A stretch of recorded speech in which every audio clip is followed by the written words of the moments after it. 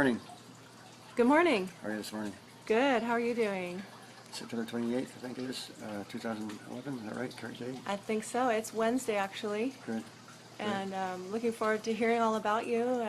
And can you tell us your name again for us? Russ Alexander. Wow, I like that. You're sounding very nice. The speech is pretty good this morning, isn't it? Not bad. Yeah, your speech is doing very nicely. Good.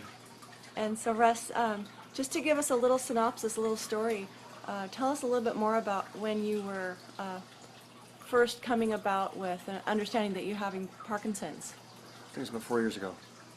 And I was walking on Bob Island with my friends, and I noticed my walk was getting funny, my body shape was getting funny. So I thought that maybe it was a motorcycle injury I had years ago.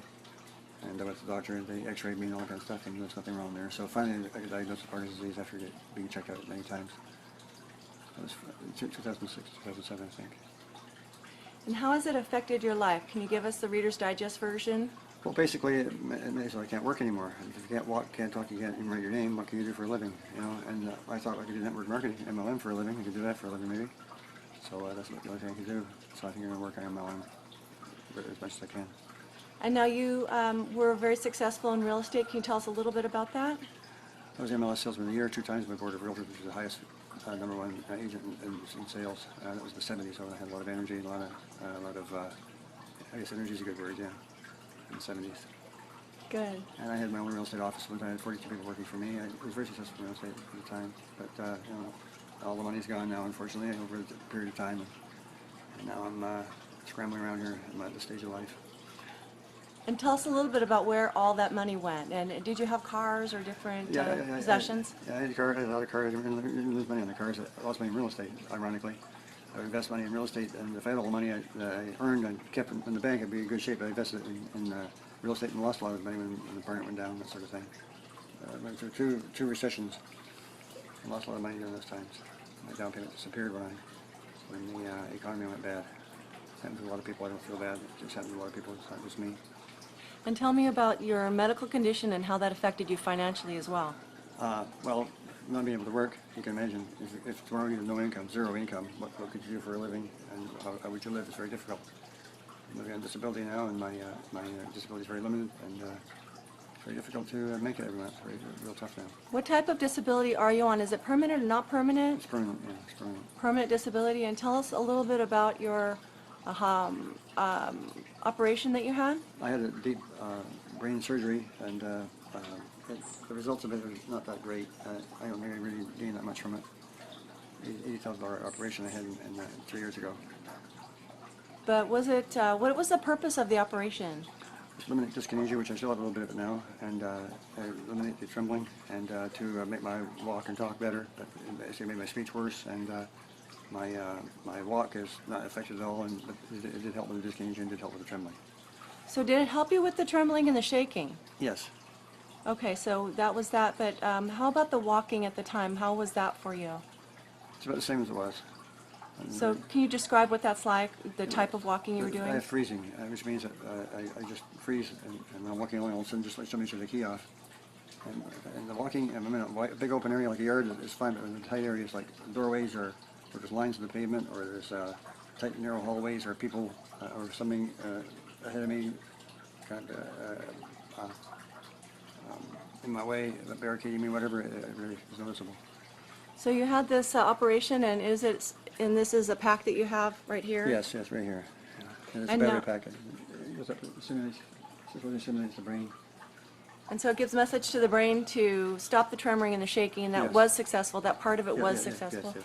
Well, good. Now, I know that you've been on ASEA for a while. How many weeks have you been drinking ASEA? About 3 weeks now.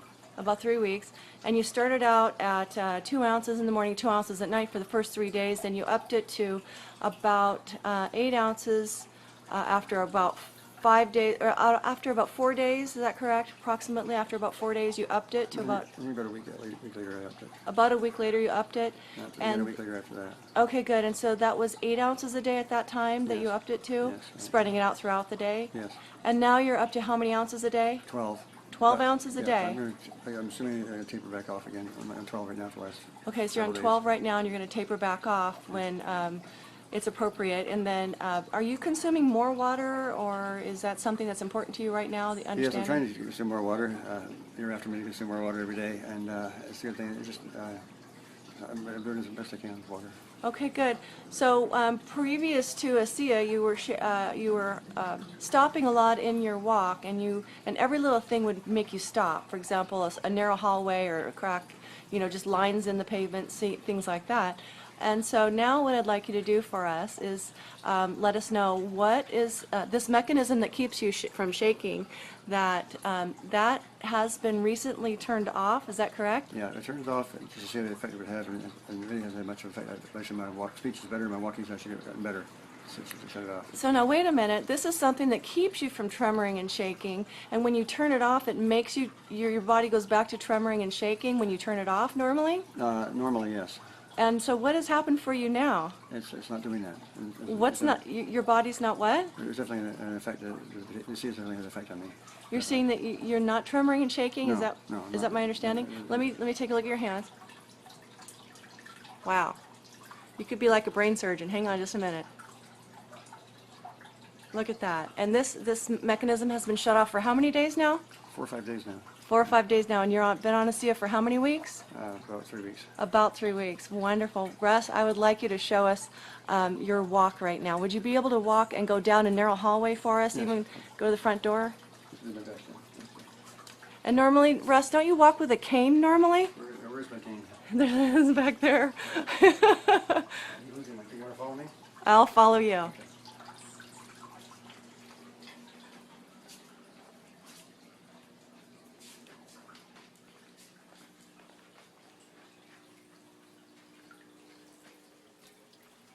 Wow, look at that.